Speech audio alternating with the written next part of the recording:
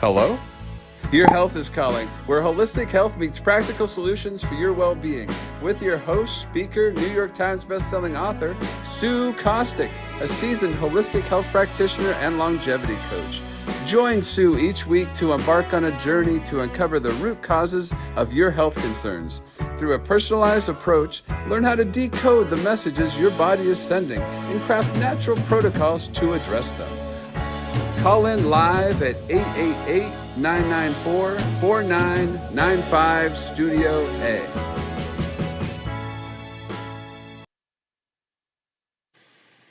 Hi and good morning. Welcome to Hello, Your Health is Calling. So we've been on a journey for the last few weeks and we're kind of going through what I call the de-stress protocol, which is not how to de-stress, but it is an acronym for how we can maintain health, how we can maintain good gut health, and kind of extend our longevity. So the first week we tackled the D, and that is the diet part of the protocol. And really, just as we just kind of melt it all down, it's an anti-inflammatory diet. Stay away from processed foods, stay out of those fast food lines, cook from home. Do what you can just to make sure that you're eating a whole food diet. The E in the de-stress protocol, we went over exercise and how important exercise is into our whole longevity, and not necessarily exercise as going to the gym every day or making, doing those long, hard workouts, but really it's about movement and making sure that you're moving. Get those 10,000 steps in. The American Heart Association has deemed 10,000 steps as reducing all-cause mortality. So just start counting your steps and baby steps. If you're only getting 3,000 to 4,000, that's great. Just increase it by 1,000 or 2 every day. The S that we reviewed last week is about stress management. And that was a fun topic because we're all so stressed out. And my message is not that we're going to remove stress from your life, but there are things that you can do to reduce your stress. And one of the things that I find extremely helpful in my practice is encouraging my busy clients that are in an office sitting at a desk all day to adopt the 50-10 rule. And that is, for every 50 minutes of sitting, you get up for 10 minutes, walk around. If you can get outside in the sunlight or just outside in some fresh air, that's the best case scenario. But really just making sure that you're not sitting longer than 50 minutes at a time. And today we're going to be tackling the T, which is toxicity. And this may even overflow into 2 podcasts because it is a huge topic. We may not get through everything today, but it's actually frightening, but there's a lot of things that we can do to help us with toxicity to lower our toxic load. So we're going to go for a brief break, and then we're going to come back and I'm going to tackle toxicity. So stay there. Hello, your health is calling. Feeling bloated, low on energy, dealing with hormone imbalances? Integrative health coach Sue Kostyk is here to assist you. Reach out to Sue for practical health solutions guided by her professional training as a holistic coach. Sue specializes in identifying the underlying causes of health issues and restoring balance. Don't let your health concerns impact your well-being.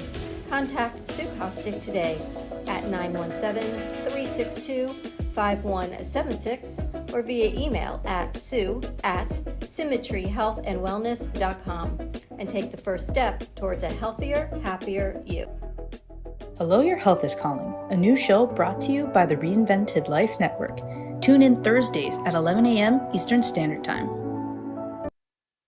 You've been watching Hello, Your Health is Calling. Join me as we dive into the realms of longevity, nutrition, stress management, and toxin removal, all without the use of harsh pharmaceuticals. And now, back to the show. Okay, so we're going to dive in here. I'm going to throw out a couple statistics for you that may seem extremely alarming, and if you think they are, they are. So there are approximately 77,000 man-made chemicals that are permeating our environment. They're in our personal care products, they're pesticides, they're in our food, they're in our drinking water. It's all around us. It's quite alarming. And as I do this kind of research and study, it just never ceases to amaze me that we're actually alive and walking around because the odds are against us. And there are some recent studies that they are actually testing the umbilical cord blood of newborns, and they're finding already over 200 chemicals in the umbilical cord blood. So that means that our newborns are already, being born with chemicals in their bodies. They're finding 9 out of 10 of them have BPAs, which come from plastics. They're now finding a new type that they've termed as TBPA. And these are things that, gosh, they use these kind of things in making computer circuit boards. They put them in synthetic fragrances, cosmetics, detergents. So really, there's a lot that we need to know about, but there's a lot that we can do. Women alone put about 168 chemicals on their body every single day. So let's dive in here. So let's meet the toxins, shall we? So we have toxins everywhere, like I said, pesticides, pollution, our food and water, our cleaning, household products, skincare, beauty products, dry cleaning. A lot of people don't realize, but those dry cleaning chemicals are extremely toxic. Um, the um, the personal care industry, which skincare and beauty, is really not very regulated. And you can go on the FDA website and you can actually find a lot of the ingredients and stuff that you find in your personal care products. So skincare and beauty products, since they're not really regulated, a lot of things have been deemed as generally recognized as acceptable or as safe. They're GRAs. And those are usually regulated within the industry by industry experts. So again, it's like the lobbyists, they're being paid to lobby for certain things. These things have been deemed generally safe, but we are finding now through a lot of research that most of these items are endocrine disruptors, they're cancer causing. It's kind of alarming. If you take a look at this list that is up on the screen, you'll see formaldehyde, you'll see mercury, there's aluminum, there's a lot of heavy metals that are showing up in our skincare and beauty products. And you want to ask yourself why. I'm not going to go into all of that, but the short answer is it's shortcuts, it's cheaper. You can make beauty and skincare products very clean, but again, you don't know what you don't know. And I did not know until probably 6 or 7 years ago. And I'm not telling you to run out and change up all of your skincare products and everything. But if you know what you are up against, then you can make really good informed decisions. And when you take a look at things that have like formaldehyde, now if you see the PEG6, so when my daughter was going through leukemia treatment, she had PEG, which kills, everything in your body. So that's in of itself just a very alarming thing that they're putting into our products. The sodium lauryl sulfate, SLS, I'm sure many of you have heard about that. That is a huge endocrine disruptor. And they're learning ways of renaming these things. So you have to be even extra careful. And then, notice that there's also sodium laureate sulfate, which is not the same thing as sodium lauryl sulfate, but it is also something that is extremely disruptive to your endocrine system. And thyroid, estrogen, there's a lot of things that we're looking at now in women who are, especially young women, that are all of a sudden having um, reproductive issues, and they're having monthly issues, more PMS. We're seeing higher rates of PCOS. And a lot of these have to do with these chemicals that are being put into our beauty and skincare products. So if you want more information on this, please email support at hello, your health is calling, and I'm happy to send more of these details to you. So let's go over to our cleaning and household products. And, having a clean house is extremely important to me. And so I always thought that walking into this smell of ammonia and all the cleaning chemicals meant that my house was really clean. But actually, what it means is your house is very toxic. And again, we're using a lot of chemicals that are endocrine disruptors. It's going to disrupt your hormone production. And once your hormones stop producing properly, then you start running into all sorts of issues, with your gut health, especially. And so a lot of these compounds that they're putting into cleaning products, they're inexpensive, they're very toxic, but they're not necessary. Back in the day of my grandmother, they used vinegar, they used baking soda, they used a lot of different things to clean with. And we can definitely go back to those things. We don't need ammonia, we don't need ethanol, we don't need chlorine, we don't need bleach. Now, I know a lot of people use bleach because of mold, but there are other things that you can do to get rid of mold in your showers and any place that, collects moisture. And again, I'm happy to go over, different alternatives with you if you just want to, contact me. But again, here, if you cannot pronounce it, you definitely don't need it. It took me a long time to do these slides because these words are so hard. But, ethanol, that's what they put in gasoline. So, just so you know that, you don't need ammonia, you don't need, all of these different acids. So, cleaning products is definitely an area that you can alter in your household. Food is a big one. My whole client base is based on gut health. When it comes right down to it, we work on gut health because everything starts in your gut. So when you start talking about food and where the toxicities are coming in from, a lot of it comes from our food, and we don't know because we think that the government and the fast food industry is our friend, and they're making life easier. But they're really not, because in the long run, we are really slowly just poisoning ourselves. So what can we do with our food? So food additives, preservatives, emulsifiers, gums, all the fake sugars, the food dyes, the vitamins, these are all synthetic.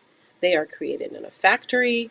Even if the packaging says natural, there's nothing natural about it. They may have added a micro percentage of a plant or part of an animal that allows them to put natural on their label. But these are all fake. I call them frankenfood. They're produced in a factory, they're mass produced. If you saw the process, you more than likely would get sick and never buy it again. So even when things are enriched with vitamins, me as a young mother, I was like, oh, this white bread is enriched with vitamins. I'm like, perfect. Well, the vitamins are synthetic and they're probably made from GMO corn, which has all sorts of pesticides in them, and your body is just going to remove it or it's going to store it as a toxin. So when things say that they're vitamin enriched, it's really a lie. It's just a synthetic thing. What we cook with is super important too, because as you heat up a pan, whatever that pan is made of is going to leach into your food. So the worst thing you can absolutely cook with is foil, aluminum foil. I do functional lab testing in my practice, and we have a heavy metal and minerals test. And 99% of my clients come back with aluminum toxicity. And that is because we have been cooking on aluminum pans. We cook with foil. You line your cookie sheet, or if you're making a sheet pan meal, you line it with foil. That is leaching into your food. Do not put foil on a grill to cook on. All that aluminum is coming out into your food. Teflon, that is another thing with the non-stick. Teflon also comes off and wears out into your food. So anytime you heat up something, it is going to, whatever it is next to, it's going to leach into. So just keep that in mind. Anything non-stick. And if you scrape the pan, you are scraping microparticles of whatever it is into your food. So the best thing to cook for is copper, cast iron, stainless steel, glass. Stainless steel, I know, is controversial because things stick to it and then you have to spray it with PAM or whatever, and that's chemicals. But there is a trick to that, and you can Google it. I would go over it, but I'm going to be running out of time. So, food storage. Do not wrap your things in plastic if it is hot, because the plastic is going to leach into it. If you are going to store in plastic, then make sure it is completely cool, and then don't reheat it. Don't cover your things in plastic when you put them in the microwave. Don't use those plastic crock pot liners. I know it saves time, but if you just put some avocado oil or butter or something in your crock pot, the food's not going to stick as well. So the best there is going to be glass, parchment, silicone. That's going to be super helpful with you in your food. So your water is the next thing. And water, we have become a plastic water bottle society, and it is becoming a problem. And when plastic first was introduced, it was thicker. It wasn't overused. It was actually just as one or two times if you need to carry something out in a plastic bottle. But now we are mostly drinking our water out of plastic. I don't know if you noticed how thin the plastic is getting. When you grab it, it sploops out. And what's happening is these plastic bottles are just becoming so thin, and the chemicals are actually seeping out. We're finding a lot more microplastics in blood work and things like that because they're coming from the plastic bottles. And to be honest, most bottled water now is literally just tap water that's been minimally filtered. It's really not even that great quality anymore. Um, you know, Water from our taps and our showers. So our skin is our biggest organ. And when we take a shower and we're not using a filter against the tap water, then our body is absorbing those chemicals. There's a lot of lead, chlorine, fluoride, aluminum, pharmaceuticals, bacteria that is being found in local water sources. I mean, there's so many studies out there, and you can actually go onto the Environmental Working Group's website, ewg.org, and you can list your city, and they will tell you the quality of your tap water. So just to be mindful, and those chemicals that are coming out in your warm shower are becoming a vapor. So not only are you absorbing it in your skin, you're inhaling it, and so that's going to become problematic too. So a good water filter in your shower and tub is a great thing. So a lot of bad news, but there's some good news. So there's things we can do. Um, like I said, I talk about the Environmental Working Group. Now, their website is full of information, and it's ewg.org. So for our cleaning products, you can literally go on their website, list your product, and it will tell you how it ranks. Um, it lists all the different chemicals and how it ranks.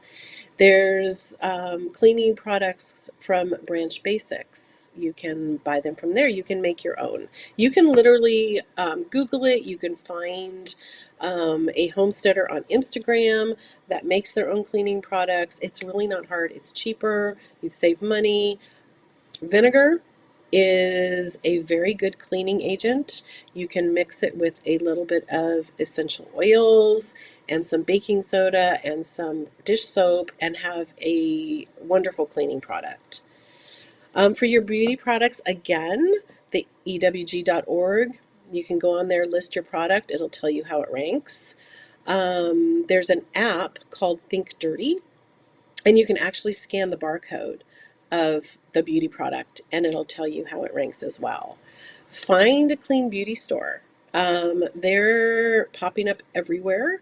There's one that I personally love. It's called Citrine Beauty Bar, and they are actually here in Phoenix, but you can order from them. But there are so many options to clean beauty.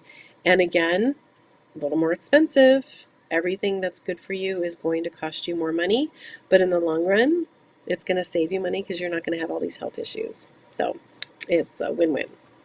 So food, again, eat a whole diet, whole food, unprocessed, not fast food. I always use the rule of thumb, if it comes from the earth, then it's probably good. So just, for processed foods, I know we can't get away from them entirely.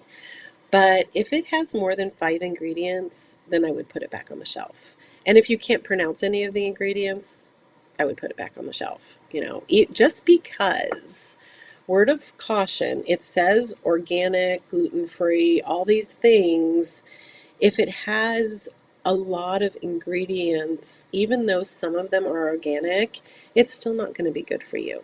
So don't fall into that trap. And these plant-based foods that are made in a factory, it's all synthetic.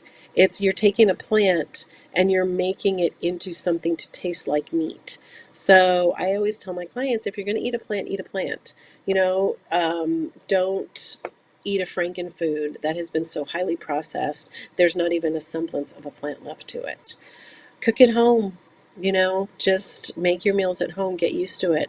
Then one of my friends, she did a 30-day no dining out challenge, and it is hard. We want to have that easy, we've worked all day, we haven't pre-planned. A lot of things that I work with my clients on is pre-planning, because if you plan, you will succeed. And it doesn't take a lot. There's a lot of things that we can do to help you through food prepping, making sure you have good options for breakfast, lunch, and dinners. So for pesticides, make sure it doesn't contain glyphosate, and find a natural one. Find something that isn't really, really harsh. There are also plants that you can plant that will repel pests. So there's a lot of gardening gurus. Oh, go back to the last slide. Sorry, that was my mistake. There are a lot of gardening gurus that will tell you what to plant in your gardens next to your fruits and vegetables that will repel the pests. For water, get a home filtration system, do reverse osmosis, get a countertop system, get a shower or a bath filter. You know, if you are going to buy bottled water, buy it in glass. There's great mineral and spring waters that you can buy in glass. I know for people who like to get out and walk and run and hike, the plastic is lighter, but then get a countertop system so that you can just put some filtered water into your own silicone or whatever you use. So I mentioned dry cleaning before. Dry cleaners use horrible, horrible chemicals to clean the clothes. There are many, many organic dry cleaners out there that use a better system. So just be in mind that dry cleaning chemicals are very endocrine disrupting. The chemicals are harsh, and it's probably something, if you do struggle with any kind of illnesses, chronic allergies, autoimmune situations, and you do get your clothes dry cleaned, then you might want to check into that. Um, let's go back to food for 1 second because I forgot to mention something.